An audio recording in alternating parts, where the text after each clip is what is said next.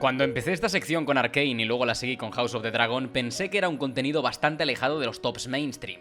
Pero es que, ¿qué os voy a contar? La dirección visual es mi apartado favorito del cine. Si un plano me enamora por su composición, estética o iluminación, lo disecciono hasta dejarlo hecho polvo. Y desde que empecé con estos tops, quería hacer uno dedicado a esta serie. Juego de Tronos no es solo una de mis series favoritas, es lo que me empujó a abrir mi canal de YouTube. Mi primer vídeo es un análisis visual y narrativo de la apertura de Winds of Winter, cuando Javadi hizo que un piano bailara un tango mortal con la sublime dirección de Miguel Sapochnik.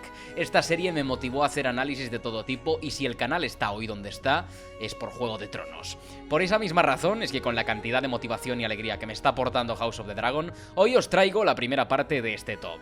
Sí, hoy abordaremos desde el número 20 hasta el 11. Si queréis la segunda parte tenemos que llegar a 15.000 likes y evidentemente cuanta más implicación e interacción vea en este vídeo, más me motiva para seguir haciendo contenido alrededor de la serie. Y os aviso que este no será ni mucho menos el último top, pero eso es cosa del futuro. Hoy vamos a hablar de mis planos favoritos de la serie más laureada de la historia, realizados por una gran cantidad de directores que lograron captar la esencia de su universo y mostrar el mejor plano en el momento indicado. He intentado que cada plano tenga algo que explicar, con una disciplina bien usada a su favor o alguna técnica que pueda explicar, pero eso no quiere decir que no haya planos de los más icónicos de la serie. Bueno, ya lo veréis. Pero antes de comenzar, y ya que estamos hablando de Juego de Tronos, quiero presentaros al sponsor de este vídeo con el que podréis descubrir otras obras de fantasía en un formato cómodo y súper accesible. Nextory es una plataforma que contiene decenas de miles de libros y revistas en varios formatos, ya sea para leerlo o escucharlo cuando quieras desde cualquier dispositivo, contando con disponibilidad en tabletas y reader. Dentro de su extensa biblioteca podréis encontrar muchísimas obras, algunas clásicas como El Señor de los Anillos o El Hobbit de Tolkien y otras más actuales como la saga de Empirio de Rebecca Yarros, pasando por la obra de Brandon Sanderson, como El Antris o El Aliento de los Dioses. La cantidad de historias de fantasía es vastísima y podréis explorar enfoques muy diversos. Por ejemplo, a mí, que últimamente me cuesta más leer, el formato en audiolibro me viene de maravilla. Si accedéis al enlace que os he dejado en la descripción y en el comentario fijado, también en la tarjeta que os he dejado arriba a la derecha, os llevará a mi landing page en Nextory, con la que además, a través de mi código personalizado Jordi Maquiavelo, podréis tener acceso a la página sin límites de ningún tipo durante 6 semanas de forma totalmente gratuita. Además, podéis probarlo y cancelar cuando queráis, por lo que os animo de veras a probar esta plataforma. No desaprovechéis esta oportunidad, que son 6 semanazas gratis y más de 300.000 obras que explorar. A disfrutar. Muchísimas gracias a Nextory por patrocinar este vídeo. Ahora sí, damas y caballeros, sin más dilación, sean todos bienvenidos al Top 20 de mejores planos de Juego de Tronos. Número 20. Vientos de invierno. Dirigido por Miguel Sapochnik.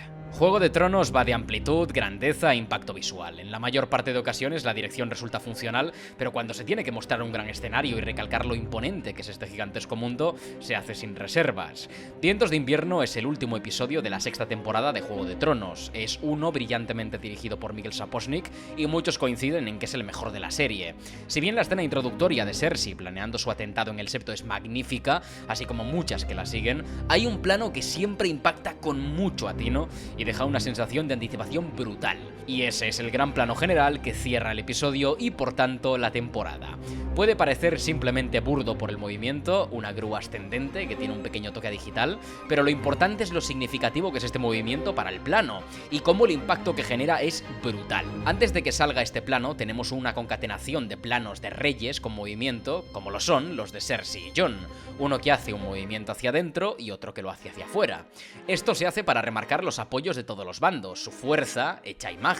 En el de Cersei muestra el encorsetado y moderado poder de Cersei únicamente presente en la estética. En el de Jon, el movimiento indaga en el alma del personaje y se interna de una forma sentimental para representar el viaje del bastardo, toda una vida de estigmas y desprecios, reducida a este momento en el que recibe el aprecio y amor de los norteños. En el de Daenerys, la cámara se aleja para mostrar todo su poder y no se aleja un poco. Hace un movimiento extremadamente largo mientras muestra comparsa la cantidad de barcos que ocupan el mar, en un amanecer que ilumina el camino del ejército de la Madre de Dragones. El cromatismo es también bellísimo. La composición está dominada por un azul que el color tónico dorado del sol transforma en un color mucho más verdoso, dándole vitalidad y esperanza.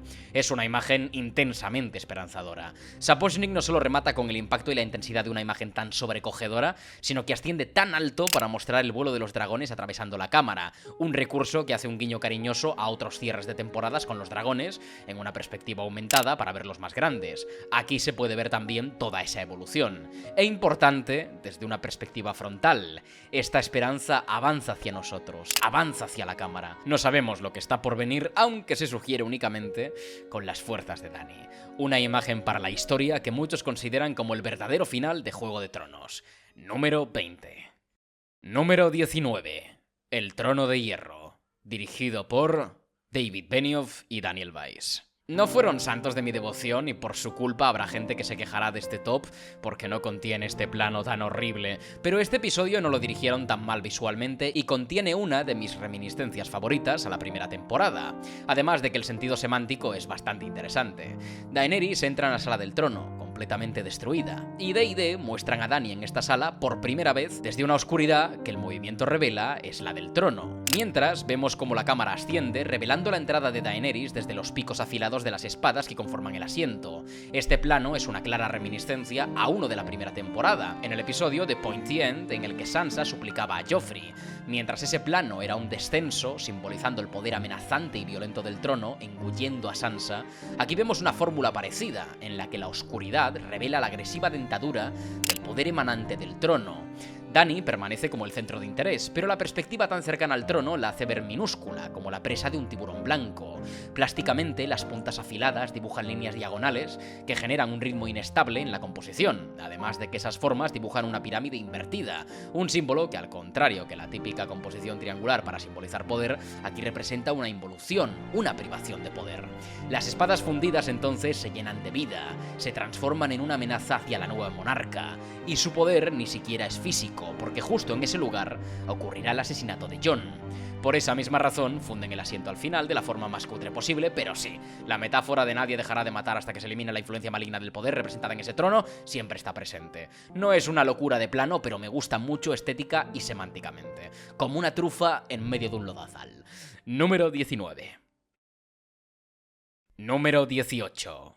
Fuego y sangre. Dirigido por Alan Taylor. Este es uno de mis planos dramáticos favoritos porque lo tiene todo en cuanto a contraste, movimiento e interpretación.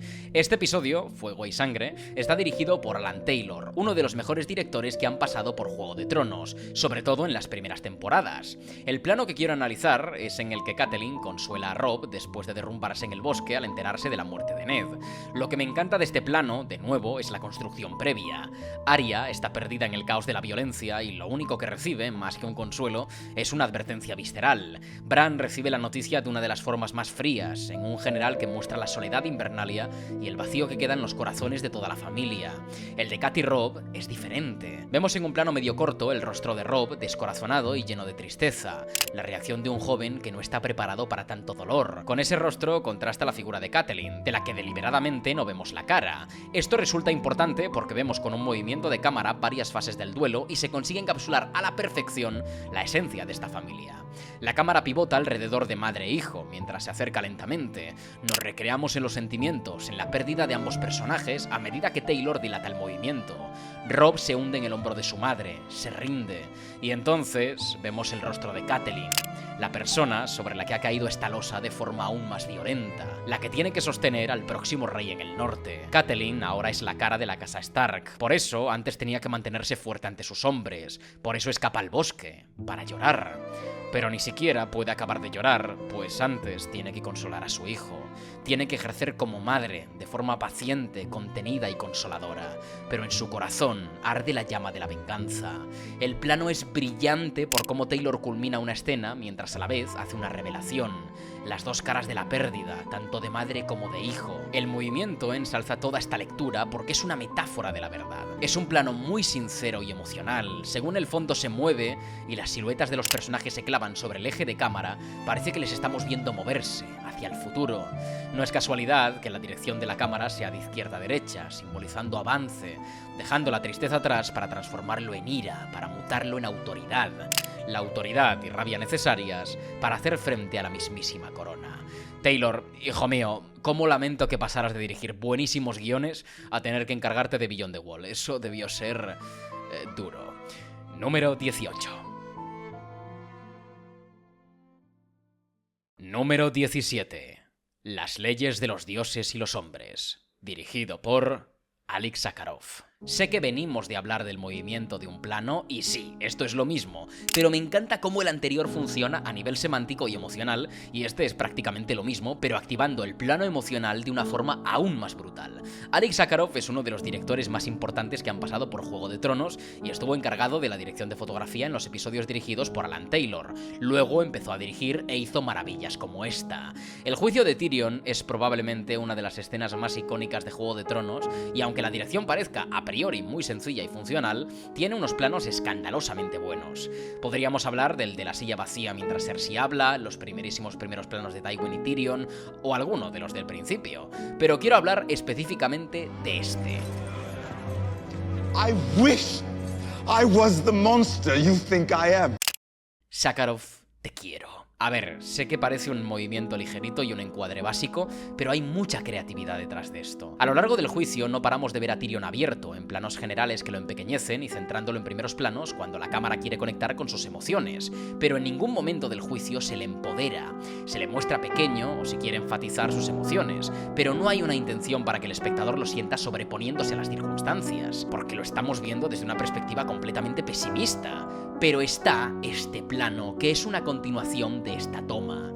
Para empezar, porque es la constatación de todo el discurso de Tyrion, y no a Cersei o a Shae, a todo el mundo, a toda la nobleza de Poniente, al espectador, al público.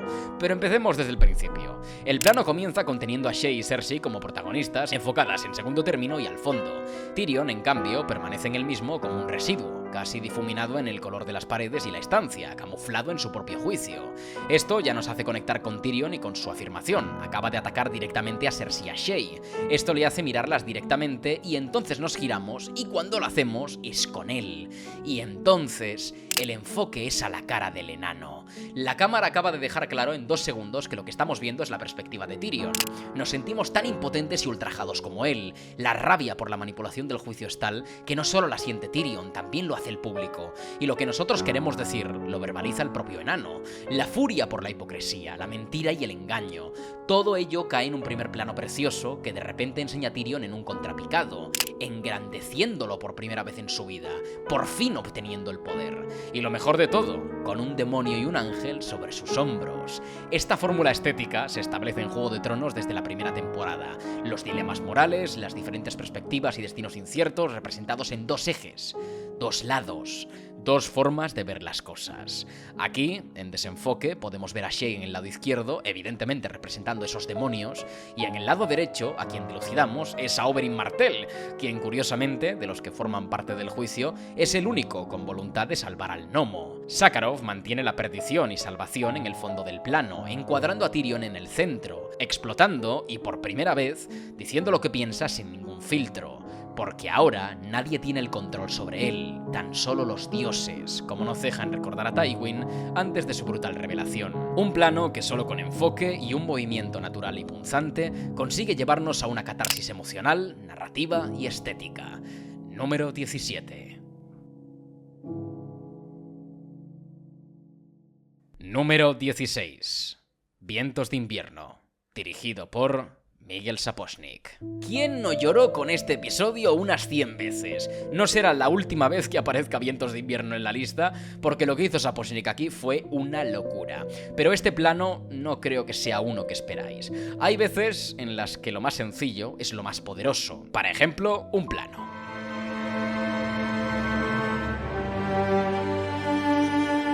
Este es uno de los cortes más icónicos de la historia de la televisión, y sigue una fórmula muy sencilla.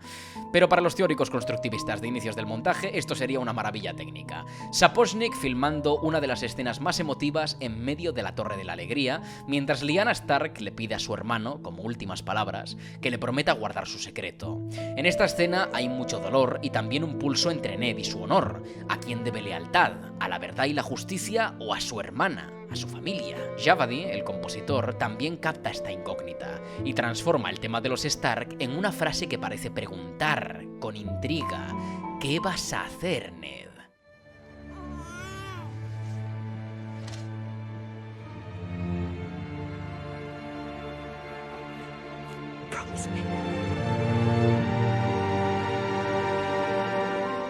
Nos prepara con anticipación para la respuesta del Stark, y Sapochnik hace lo mismo, sin mostrar el rostro del bebé. Solo lo escuchamos gimotear, vemos su figura y cómo Ned se derrumba ante tanta responsabilidad.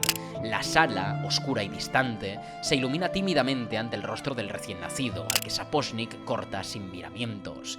Y entonces, el bebé abre los ojos, mira a Ned y mira a la audiencia. Durante unos instantes, somos los ojos de Ned, los ojos de un joven que ha perdido en la guerra a su padre, hermano y ahora hermana, y lo que ve es un niño, el símbolo por excelencia de la inocencia, el fruto de todo este conflicto, el causante de la muerte de su hermana, pero a su vez el último legado que deja. En esos ojos, en esa mirada, está todo a lo que renuncia Ned en este momento, a su honor, a su deber, a su dignidad. Y vivimos esa experiencia a través de los ojos del personaje, en un subjetivo que avanza hacia los ojos del niño, mientras Javadi estira la tensión, estira la pregunta. De verdad, lo que hacen aquí, director y compositor, es increíble. Y cuando esa duda se resuelve, cuando Ned acepta, Sapochnik corta el rostro de Jon en una sala azulada y fría y puramente norteña, puramente Stark.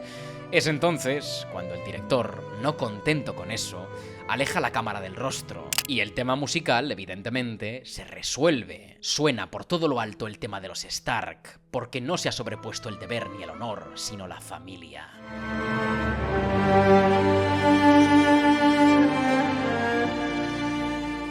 A través de dos movimientos de cámara, uno hacia adentro y el otro hacia afuera, viajamos del pasado al presente, y esa mirada subjetiva se transforma en una fantasmagórica, como si fuera el propio Ned el que estuviera observando desde el otro mundo en lo que se ha transformado su sobrino, en un símbolo de unión y esperanza para el norte. Todo el viaje que se presenta en este corte es el sacrificio que tuvieron que correr Ned y Jon para llegar hasta aquí, toda una vida como bastardo, siendo despreciado y humillado, y toda una vida manchada por el deber de defender la voluntad de su hermana. Es increíble cómo dos primeros planos pueden decir tanto con un corte seco y simple. Por cierto, si queréis saber qué plano elijo, me quedo con el del bebé. Dos técnicas increíblemente sencillas que consiguen triunfar como ninguna otra. Magistral. Número 16.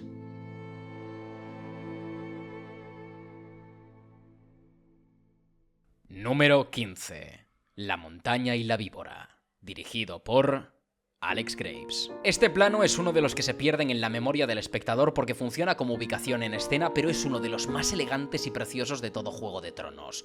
Durante la legitimación de Ramsay, como un Bolton, después de recuperar uno de los castillos más importantes de todo el norte, Roose le recuerda a su bastardo el tamaño e influencia de estas tierras. Además de que es una de las mejores escenas de toda la serie, contiene un plano que es sobresaliente y que pondría a bailar a Jon Ford. Entramos en esta escena a través de un gran plano general que en primera instancia se clava sobre el suelo de una colina. Lo primero que vemos, por tanto, es una enorme extensión de hierba. Es entonces cuando la cámara panea verticalmente y descubrimos el horizonte, que sale por arriba, como si abriéramos una ventana en escena. Y el director, Alex Graves, a pesar del amplio movimiento que realiza, sigue dejando el horizonte muy arriba. Con este único plano se entiende toda la síntesis que hace Roose Bolton segundos después. ¿Entendéis ahora la importancia e influencia de la cámara en escena? ¿Cómo se puede resumir en una sola imagen el impresionante tamaño de una tierra tan vasta como el norte? ¿Cómo empequeñece a los sujetos en la imagen, dejándolos como hormiguitas, aislándolos en medio del plano y dibujando los ejércitos como pequeñas piezas de dominó? Es un plano excelente de Alex Graves y que habla mucho más que el diálogo que le sigue a continuación de Roose Bolton. Una de las mejores descripciones visuales que hemos tenido jamás del norte, sellando el estilo de Juego de Tronos.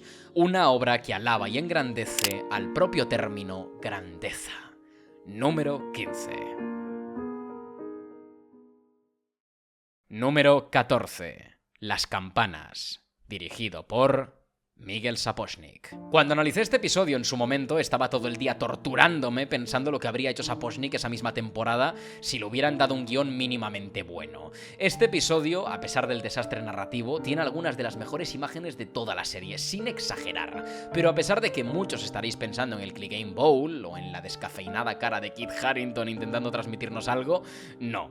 Yo vengo a hablar de uno de los de Arya en el final del episodio. Y sé también que creéis que elegiré este, en el que la joven se alza como la última esperanza de una ciudad destruida, en la que la luz apenas puede atravesar el manto de ceniza infernal, como si esa puerta fuera una vía al cielo, en la que Arya no quiere entrar porque debe seguir luchando en la tierra, aunque ella sea el mismísimo Hades. Es sublime y también la composición vertical me encanta, pero el del final de episodio me parece superior. En un primer plano, que muestra un cadáver completamente carbonizado y un suelo lleno de cenizas, Arya avanza con su caballo, también blanco, pero ahora manchado por el polvo y la ceniza.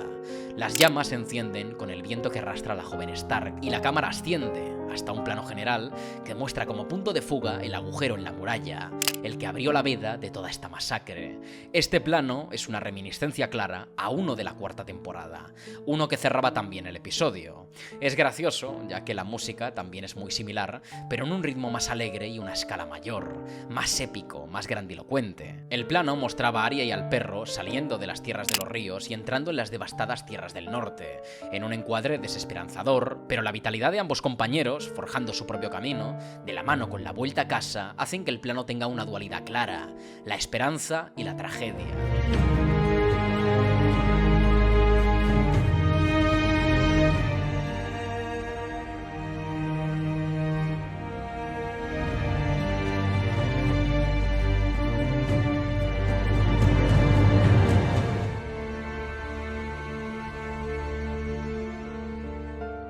En este plano, sin embargo, no hay esperanza que valga.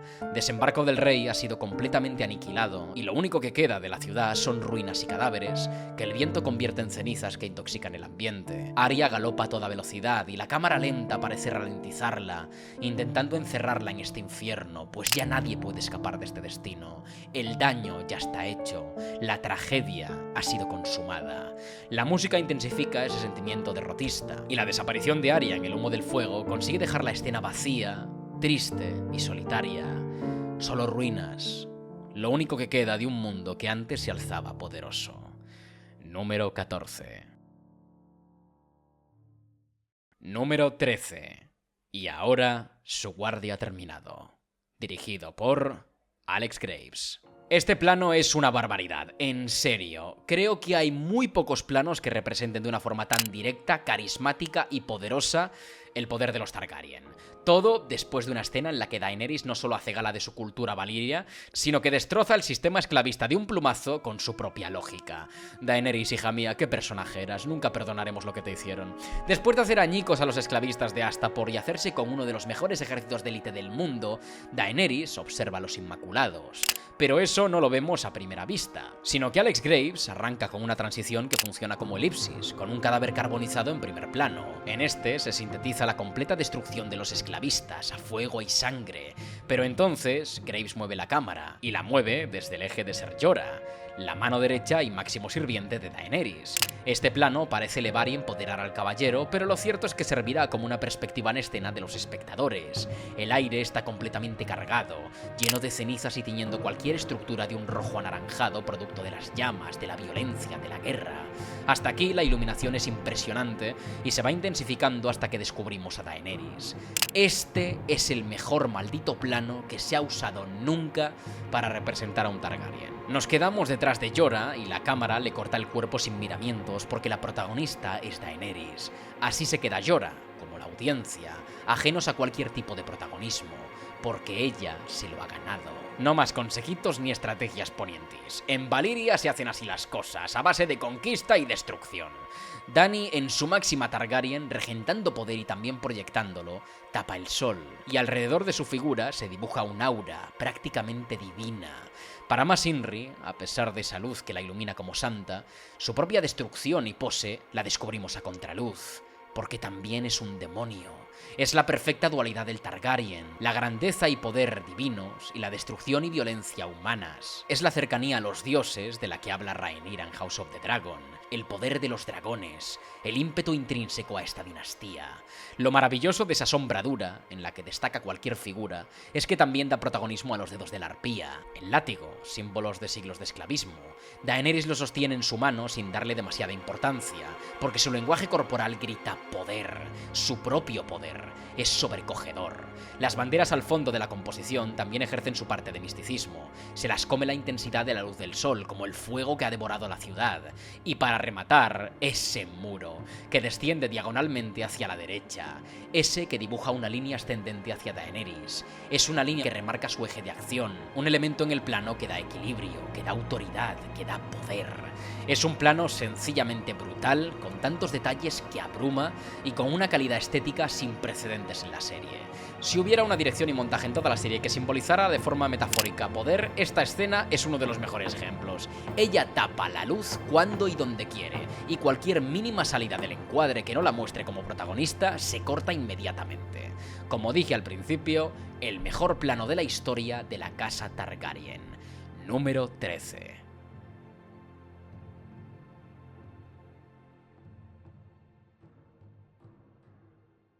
Número 12. Los guardias del muro.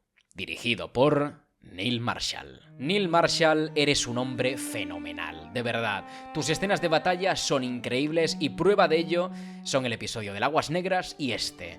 2 episodios dedicados a mostrar una batalla entremezclando el conflicto con desarrollo interno y externo de personajes principales, secundarios y terciarios, analizando las consecuencias de la crisis desde hipertramas y multiperspectiva. ¡Cásate conmigo, Neil! Este es uno de los mejores episodios de la serie, y aunque mi favorito siempre será el de la batalla del Aguas Negras, este permanece en mi corazón como uno de los más icónicos. Podría elegir 1500 planos de esta maravillosa batalla nocturna, de la que podrían aprender, porque este sí que es el abismo de Helm de Juego de Tronos. Pero más que de batalla, de este grandioso episodio, me quedo con la muerte de Ygritte. Este movimiento de cámara tiene tantísimas implicaciones, en serio. Primero, porque esta no es la primera vez que en una escena de la pareja, la cámara se aleja en un movimiento interno. La primera vez que ocurría era cuando ambos alcanzaban lo alto del muro. Después de besarse apasionadamente, veíamos como una cámara se alejaba, románticamente, mostrando el paisaje del que ambos están disfrutando, liberándose de toda autoridad, viviendo libres y enamorados. Ahora, ese plano no es tan liberador, sino que cuando Ygritte muere, lo único que revela la cámara con su movimiento es sufrimiento, muerte y guerra. Es lo que Jon estará condenado a vivir toda su vida, con el recuerdo de su amante, fallecida por un juramento que les ha llevado a enfrentarse. Ahí Jon era libre para expresar su amor, para vivir ajeno al sistema que le impusieron desde pequeño, que abusaba de él y lo despreciaba por ser un bastardo sin madre. En cambio, Jon eligió el deber, el honor, y volviendo a sus juramentos y deberes que te encorsetan en una realidad condicionada, el plano no se vuelve tan libre, sino agobiante. El mundo de Jon se detiene, la cámara avanza lenta, como la propia acción. El tiempo se agota y Jon vivirá en ese momento para siempre, sabiendo que es un esclavo de la guerra y del honor, aceptando que nunca más será libre, abandonando lo único que le hizo feliz en su miserable vida. La lejanía ahora es condena, no albedrío. Es tan doloroso este plano, porque incluso Alex Graves lo paraleliza cuando Jon incinera el cuerpo de Ygritte. Todos esos movimientos hacia afuera ahora ya no existen, sino que el movimiento ahora es hacia adentro, y Jon le da la espalda a la libertad, al amor. Se aguanta las lágrimas porque el honor castiga hasta sus sentimientos. Es alguien sometido por sus deberes, sin poder lamentarse por la muerte de su único amor.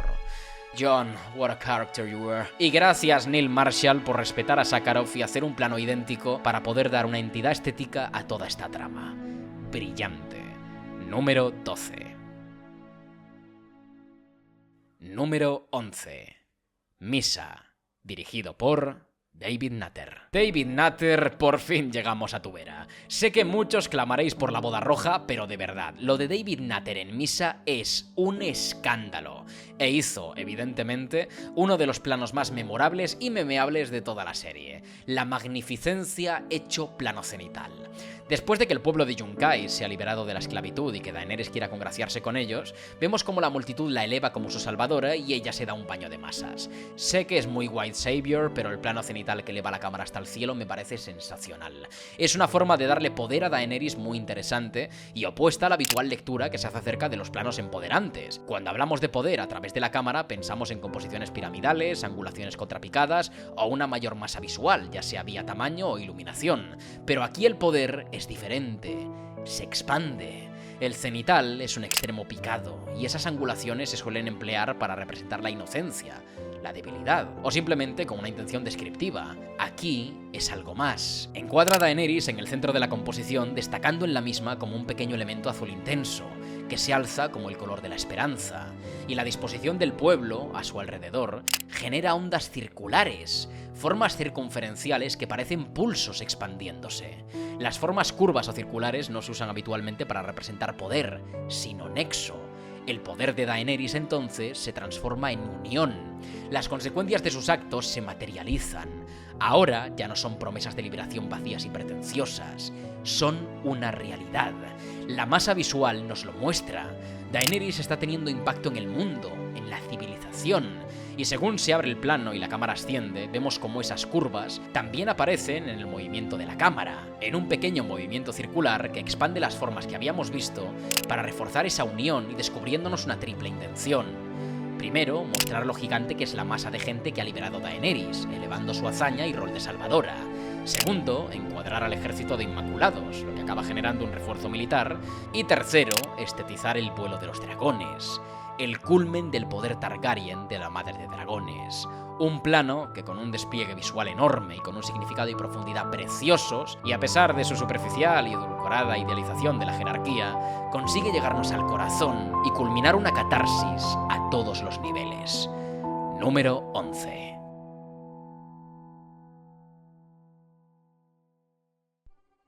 Hasta aquí la primera parte de este top, que tampoco queremos pasarnos con la duración. En la segunda parte se vienen un montón de planos icónicos y alguno que quizá no recordáis. Seguro que os sorprende. Si queréis la segunda parte necesitamos 15.000 likes y quiero ver esa buena interacción en los comentarios. Dejadme también por aquí abajo cuál es vuestro plano favorito de Juego de Tronos y si os gustaría un vídeo en especial de este universo. Si os ha gustado que flipas, compartidlo con un colega o un ser querido y suscribíos si aún no lo habéis hecho.